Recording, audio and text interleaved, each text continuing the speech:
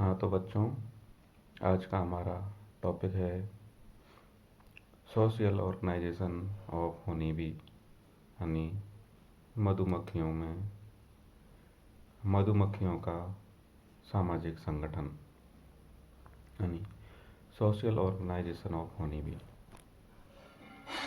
तो जो मधुमक्खियाँ होती हैं उनमें किस प्रकार सामाजिक संगठन पाया जाता है। तो मधुमक्खी है, सबसे पहले हम जो मधुमक्खी है या होनी बी है उसके क्लासिफिकेशन के बारे में देखते हैं। तो जो मधुमक्खी है उसका फाइलम ऑर्थोपोडा होता है, उसकी क्लास इंसेक्ट्स हैं, ये यानी इंसेक्टा में आ जाती है। ऑर्डर इसका हाइमेनोप्टेरा होता है, फैमिली इसकी एपिडी होती है और जीनस इसका एपिस होता है। यानी ये मधुमक्खी का क्लासिफिकेशन होता है। फिर आता है कि जो मधुमक्खियाँ हैं उनकी जातियाँ कौन कौन सी हैं, स्पीसीज ऑफ होनी बी। तो जो मधुमक्खी है वो एक सामाजिक प्राणी है, यह विश्वव्यापी जंतु है, यानी ये विश्व में सभी जगह पर पाया जाता है। सर्दियों में यह कम सक्रिय हो जाती है। इसमें पॉलीमॉर्फिज्म यानी बहुरूपता पाई जाती है। वह कार्य विभाजन डिवीजन ऑफ लेबर भी पाया जाता है, यानी जो मधुमक्खी है उसमें पॉलीमॉर्फिज्म यानी बहुरूपता तथा डिवीजन ऑफ लेबर यानी कार्य विभाजन दोनों पाए जाते हैं। तो एक जो साइंटिस्ट हुआ था कार्ल वॉन फ्रिस ने होनी बी में वेगल डांस का वर्णन किया। इसने होनी बी लैंग्वेज नाम दिया और इस कार्य के लिए इन्हें नोबेल पुरस्कार प्राप्त हुआ। जो आपकी होनी बी है या मधुमक्खी है उसकी निम्न जातियाँ प्रमुख हैं। पहली जो आपकी जाति है वो है एपिस इंडिका। इसे इंडियन बी या इंडियन मधुमक्खी भी कहते हैं।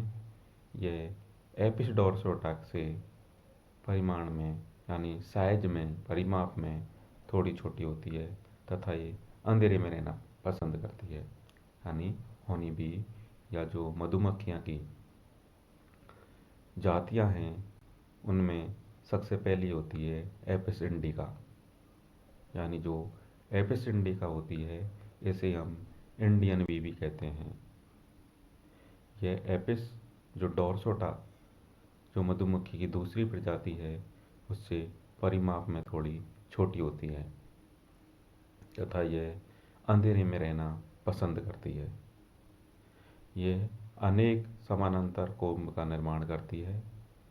यह आसानीपूर्वक पालतू बनाई जा सकती है। इससे कम मात्रा में मधु प्राप्त होता है तथा 6 से 7 पाउंड प्रति कोम्ब इससे शहद हमें या मधु प्राप्त होता है। यानी इसमें यह अनेक समानांतर कोम्ब का निर्माण करती है। यह आसानीपूर्वक पालतू बनाई जा सकती है और इसमें कम मात्रा में मधु प्राप्त होता है।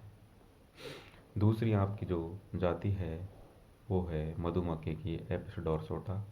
इसे रॉक बी भी कहते हैं। यह सबसे बड़ी मधुमक्खी है, यानी रॉक बी, यानी ये मोस्टली चट्टानों पर अपना निवास स्थान बनाती है, इसलिए इसे रॉक बी कहते हैं। और ये सबसे बड़ी मधुमक्खी है, साइज में आप देखते हैं। और जो सामान्य भाषा है उसमें हम इसे बड़ी मक्खी या बर्ड मॉक भी बोलते हैं। ये अत्यंत उत्तेजनशील जाति है, इसलिए इसे पालना संभव नहीं है। ये बहुत अग्रेसिव जाति है, इसलिए इसे पालना संभव नहीं है। इसमें इससे सर्वाधिक शहद उत्पन्न होता है। एक कोम्ब में 60 पाउंड शहद प्राप्त होता है। इस मधुमक्खी को जैन टॉनी बी या सारंग या बम्बोरा कहते हैं। यानी यह जो मधुमक्खी है, इसके अन्य उपनाम या प्रचलित नाम हैं, उनमें जैंट हॉनी भी है, सारंग है तथा बम्बोरा भी इसे कहते हैं।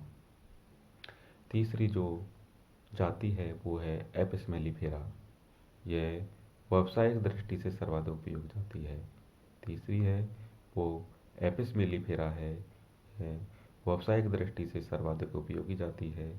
इन्हें आसानी पूर्वक पाला जा सकता है तथा इसे बहुत आसानी पूर्वक पाला जा सकता है। यूरोप व अमेरिका में इसकी इटालियन वैरायटी को कृत्रिम छत्तों में पाला जाता है। यानी यूरोप व अमेरिका में इसकी जो इटालियन वैरायटी होती है को कृत्रिम छत्तों में पाला जाता है। और जो इसकी चौथी जो जाति है वो है एपिस फ्लोरिया। यानी एपिस फ्लोरिया ये आकार में सबसे छोटी होनी भी है, अतः इसे लिटिल बी भी कहते हैं। यानी एपिस डोर्सोटा होती है वो आकार में सबसे बड़ी होती है तथा एपिस फ्लोरिया होती है ये आकार में सबसे छोटी होती है, या लिटिल बी भी कहते हैं। इसके द्वारा अत्यधिक अल्प मात्रा में शहद का निर्माण किया जाता है, यानी इससे बहुत कम शहद प्राप्त होता है। होनी भी एक सामाजिक प्राणी है, इनमें कार्य विभाजन पाया जाता है।